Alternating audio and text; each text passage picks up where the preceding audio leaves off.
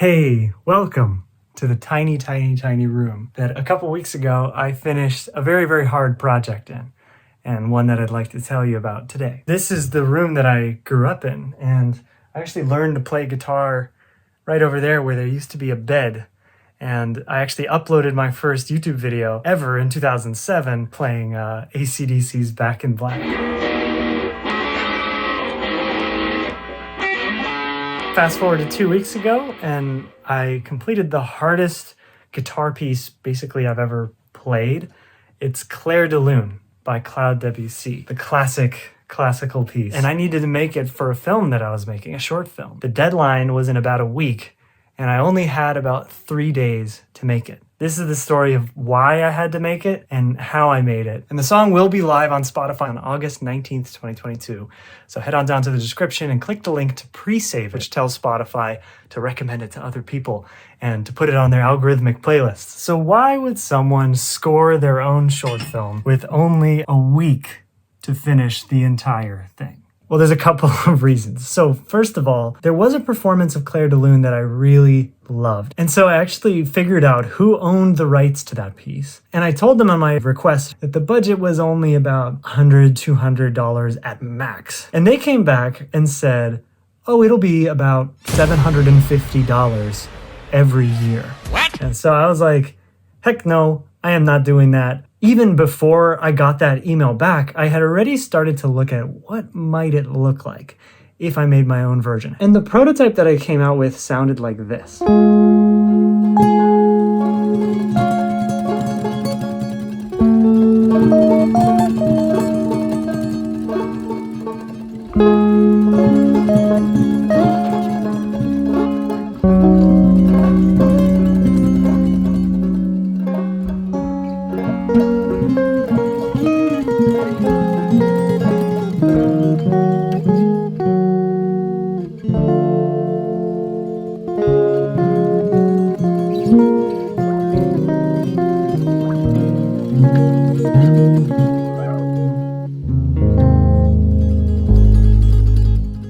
Called it Cozy Clair De Lune because ultimately I realized that the tone of the video that I wanted to make and of the series that I'm currently making about all the planets in the solar system is not grandiose or sappy. It's homey, personal. And the prototype made me think that that might actually be a better fit for the story than the thing that I was trying to get release for. I could make something that felt like, what if Clair De Lune was a folk song? It's like a group of friends getting together and playing music rather than a massive 500-piece orchestra. Not knowing really at all how to do that, but also stay true to the original Clair De Lune.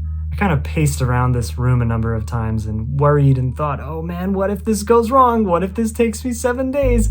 I won't have any other time to make the actual film. With only 3 days really at maximum to give it a full go, I decided, screw it, I have to try, and I dove straight in. And I started with this MIDI composition or MIDI arrangement that I found online, which basically broke the piano part of Clair De Lune into 4 different instruments. And I decided to use this as sort of like a template to build off of and to completely reassign what instruments are playing what at what times. To get sort of a tempo basis, I set the tempo in Ableton Live and then I sang the entire piece from beginning to end.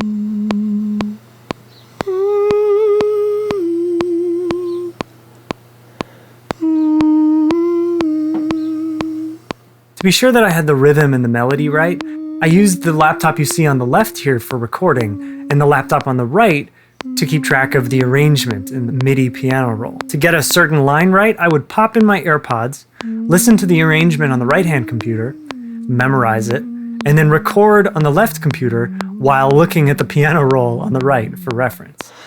As someone who doesn't read sheet music yet, this turned out to be crucial for staying true to the original, and the vocal track ended up being crucial too. It's very easy in a program like Ableton Live or Logic Pro to get really on the grid and be like, dun dun dun da da da dun, you know, and it's like, that's not Clair De Lune. That doesn't feel like anything at all. That's the sort of problem of recording in a digital framework, is like you have so much rigor in terms of the timing, but ultimately what makes something feel human and feel alive is the imperfections. It's the offbeats, and it's the way that things happen in kind of an unexpected, delightful way. So after I had that vocal track done, I decided to add the first stringed instrument. And for that I chose ukulele, heavily inspired by this recording of Clair De Lune by Harry Kalahiki, a Hawaiian ukulele player.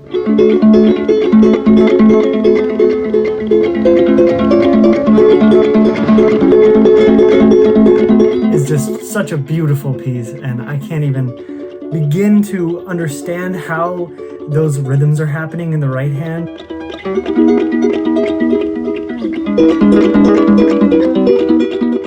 The tremolos is just insane.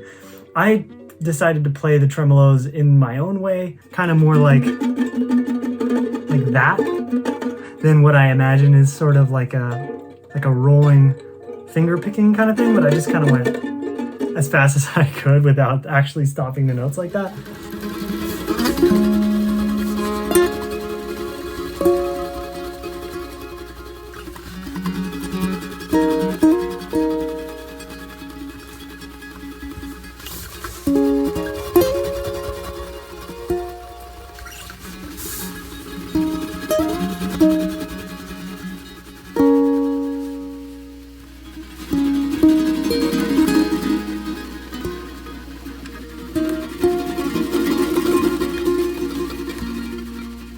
When I started putting these next few layers together you're about to hear is when I got extremely excited, and I knew that there was no turning back, because what I was making felt so precious and special and authentic without feeling overly sentimental or cheesy. This little part became the inspiration for the rest of the entire session.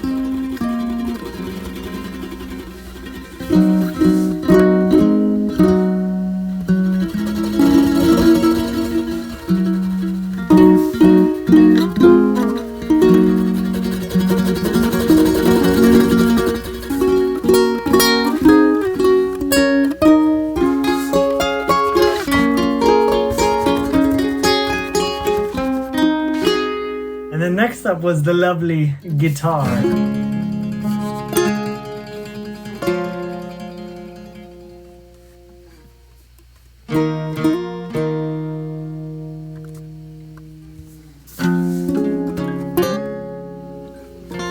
I actually decided to tune the entire guitar down from E to D flat. So the E string on the top and the bottom, I tuned it down 1, 2, 3 semitones down, so that E major chord is actually C sharp or D flat chord. And I did that because the song is originally in D flat. And there's a lot of parts that go down to the D flat. There's a lot of resolution that happens.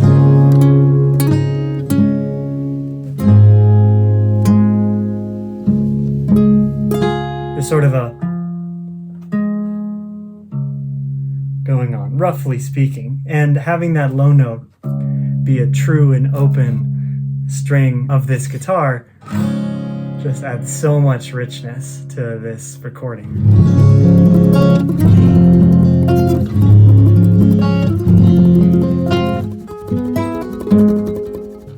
All of the guitar parts on this thing were super heavily inspired by Cory Wong's Dusk album.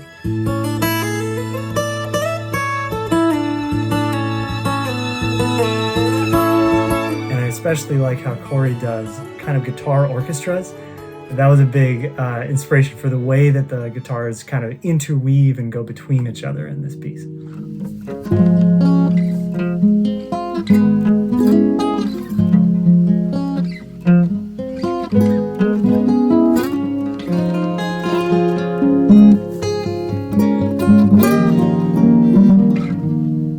And the other instrument that I added is this dusty old bass that was $100 on Amazon probably like 10 years ago.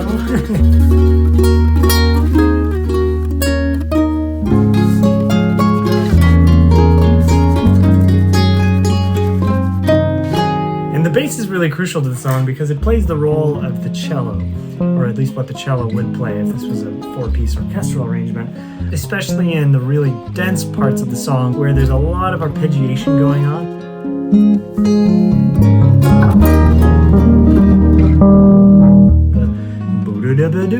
Thing. And similarly to the guitar, I tuned this down to C sharp or D flat so that those open strings can be tuned to the right key.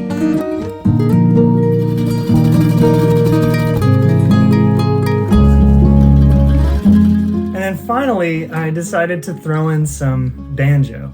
Banjo's a cool instrument. It's got a very distinct tone. I kind of capoed it up here at some points, but I also tuned it all over the place in order to get different sort of tones out of each of the strings and different textures. And sometimes I would play one part and then I'd retune the banjo, and then I would play the same part but in a completely different place on the neck so that the strings would have a different timbre.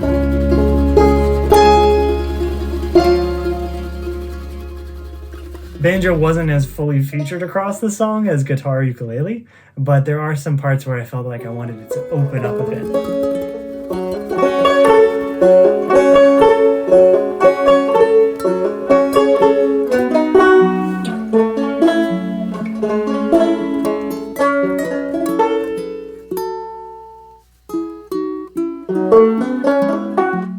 The way that the banjo's drum resonates,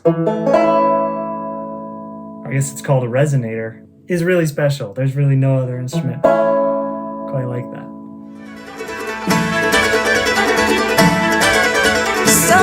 I never really understood how banjo can fill out an arrangement until I saw Sierra Hull and her band play a live show a few months ago. And though I've still got some practice to do to catch up to them, I'll never forget the way that the banjo expanded their sound beyond what seemed possible with just 4 string instruments and percussion.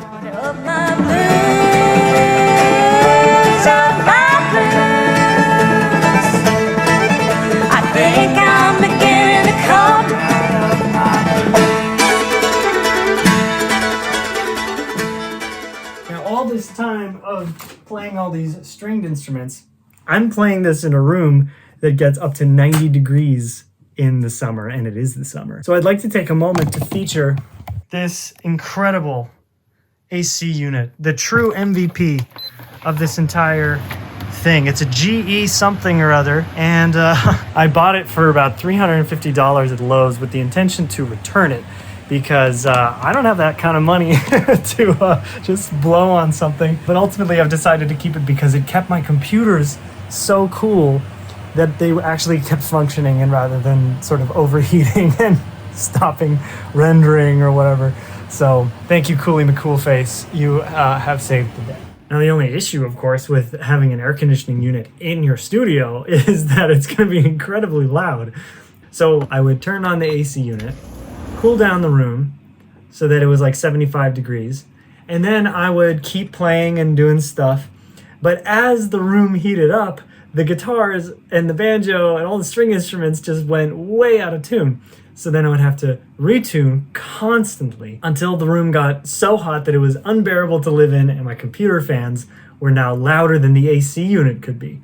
So then I would turn the AC unit back on. This made the process take extremely long, but in a way, it also made me take breaks, which is absolutely crucial when you're doing something on a tight deadline with a lot of stress. Ultimately, things got a lot easier after the sun would set because the temperature in my room would stabilize tremendously. And so I started trying to record as much as I could at night rather than in the middle of the day with the sun bearing down. One of the final instruments I tried to add was this harmonica. It's a D-flat harmonica, traditional folk song instrument. And the truth is, I suck at the harmonica and I have a lot to learn. I thought it was just as easy as going, but it's very hard to blow through one hole rather than like 5. It's like I have to rotate it in order to, I feel like I'm doing this very badly. So stay tuned for harmonica music, I guess. Here's kind of what it sounds like with it.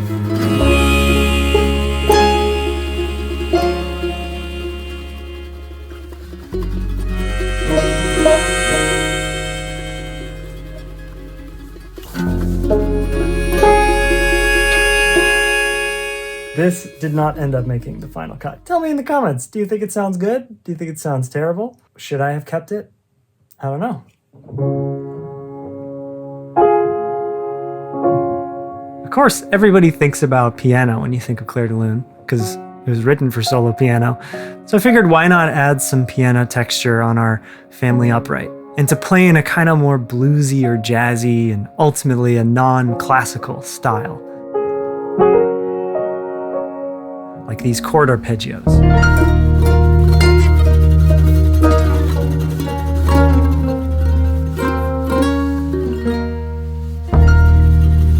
And also to emphasize some of the melody in the parts where the top line ukuleles were a little thin or they weren't full sounding enough.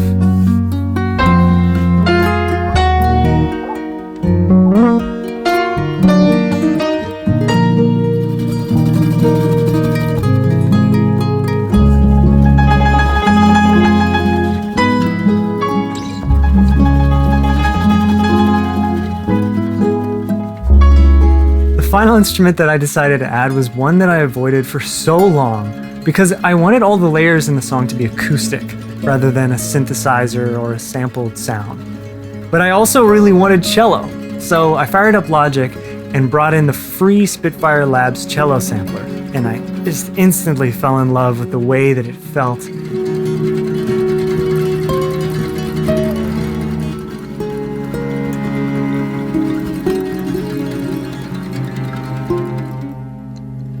Playing some chords and then bringing it back into Ableton at 54 tracks and hundreds of outtakes later, Clair De Lune was finally complete.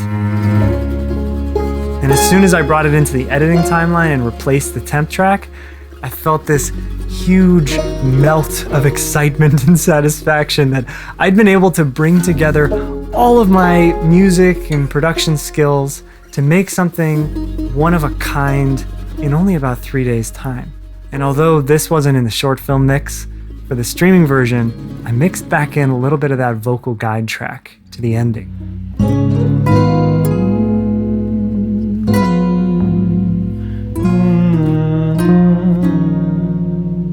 As a subtle reminder of how far you can go if you trust yourself and just take one small step at a time.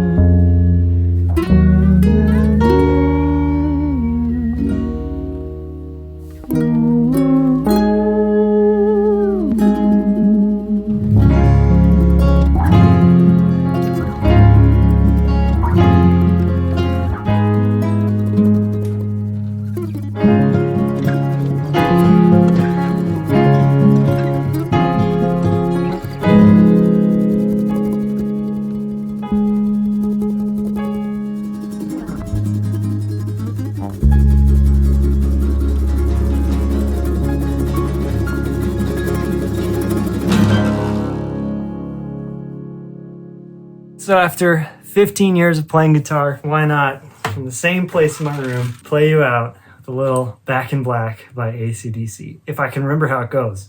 I haven't practiced this. Ooh.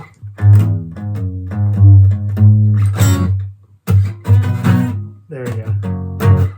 If you want to support the Planets series and everything I'm doing here on Verse, check out the Patreon page where you get exclusive access to the pre-cuts of Planet series before it comes out, and you also get the full quality music that I make for Verse to download and to stream however and whenever you like. Like I said, the music that I made in this video will be released on Spotify August 19th. Pre-save it in the link in the description. Thank you so much for watching. I hope you enjoyed this. I hope you enjoyed the Clair De Lune.